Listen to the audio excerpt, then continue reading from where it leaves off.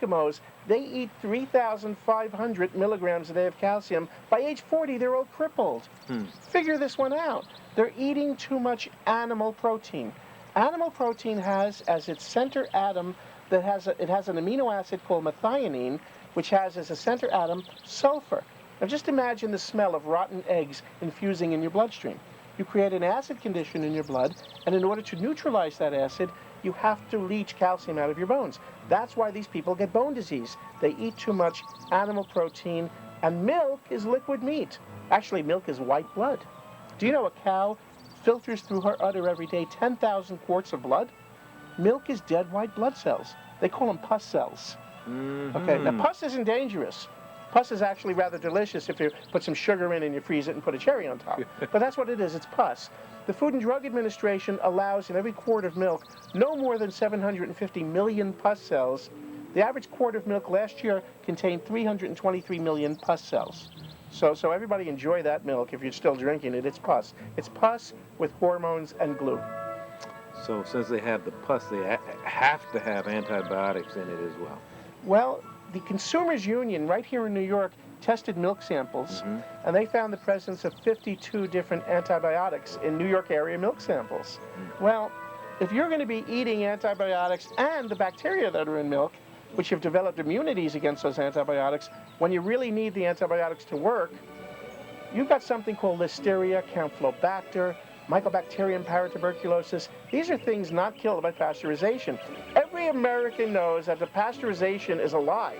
That you smell the milk in the refrigerator on day 10 and you pour it down the drain. What are you doing on day 9?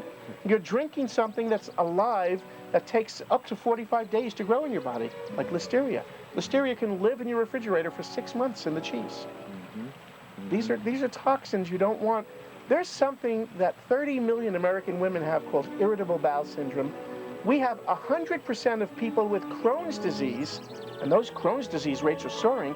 100% of them test positive to a bacteria called Mycobacterium paratuberculosis. This bacteria, half the herds in America have cows infected with this, and it's not killed by pasteurization. We have a direct link. Crohn's disease to this bacteria in cow's milk, not killed by pasteurization. In the book, C is for Crohn's disease. You see the real science. What I like about the book in particular is that it's, reader-friendly. Oh, it's a very friendly book. Oh, yes, yeah. You could actually go through it in 20 minutes because it has the illustrations and it has very easily laid out science. Again, breast cancer, Crohn's disease, diabetes. Right. You've got all of the letters of the alphabet with a disease. And if you want to go further, there's documentation. You can just continue to educate yourself on that particular subject. And it's kind of interesting that you went from A for allergies all the way down to Z for zits. For zits. Well, it sounds funny, and we find that the glands that produce the oil in the skin, they're called sebaceous glands. And when you're exposed to a lot of steroid hormones, these androgens in cow's milk, cows, when they're milked, right before they give birth, they have enormous quantities of these powerful hormones. And these hormones are the ones that influence and stimulate these glands to produce the pus. Now, you're eating something with lots of pus and lots of oil and lots of steroid hormones, and it's making your body produce more steroid hormones, and it's a miracle that we don't have more pus and more zits. We find children come to me 10 days after they come to me, and they completely go off milk and cheese. The zits disappear. The acne disappears. Yeah, they don't have to use all of these medications that they're advertising on television? Oh, if everybody watches this show, we're going to put doctors out of business here. The average American to be 120, although that would be nice. I want to see you so you don't have to spend 10 years dying like the average American does, because during that 10-year period it's very painful. 1 out of 3 Americans are going to die of cancer. Nearly 2 out of 3 are going to die of heart disease. And we find when you're eating saturated fat with cholesterol, that's what milk and dairy products are. You've got a lot of heart damage, and you've got the reason for it and the very simple cure. It's called not milk. That's simple. But so many people love milk products. Like, for instance, ice cream. Oh, ice cream is to die for. It's wonderful. Mm-hmm. Well, ice cream this summer, you may have noticed, there are some very expensive ice creams out there because they're changing the amount of fat. Ice cream used to have 10% fat. Now it's 14% in some of these designer ice creams. Okay. This fat is a comfort food. It's delicious. But there's something else that you got to be aware of. This ice cream, this cheese, this milk is addictive. There's a hormone in milk that is very similar to morphine. It's an opiate. It's called casomorphin. A doctor in Florida, Robert Cade, found that this morphine substance is addictive. Whether you believe in God or Mother Nature or evolution, there's a miraculous mechanism that devised and put this morphine substance in milk so it would be very difficult to wean an animal. In other words, animals find pleasure in nursing, and they're supposed to nurse. And one of the substances that keep them nursing is this addictive morphine, this opiate, casomorphin. There's the name, casomorphin. You get this out of a child's body, the first 3 days, that child is going to be very unhappy because they're going through a drug withdrawal. And the same thing with adults. You know, milk chocolate, it's delicious. Hershey's chocolate bar. You know what a chocolate bar is? It's brown cheese with sugar. The number one ingredient is sugar, and number two is milk. They take pounds and pounds of milk and evaporate the liquid and condense that wonderful, delicious, fatty milk into the chocolate. That's what milk chocolate is. Add sugar. Yeah, it's delicious and it's addictive. Try to give it up for 3 days, and if you do, if you can get through that 3 days, boy, what a difference. So that explains why so many people have a hard time giving up ice cream. Because they're addicted. And cheese as well. Well, I used to run a lab, Dr. Padu. I've operated on thousands of laboratory animals. My field was neuroendocrinology, the study of the brain and how hormones affect behavior.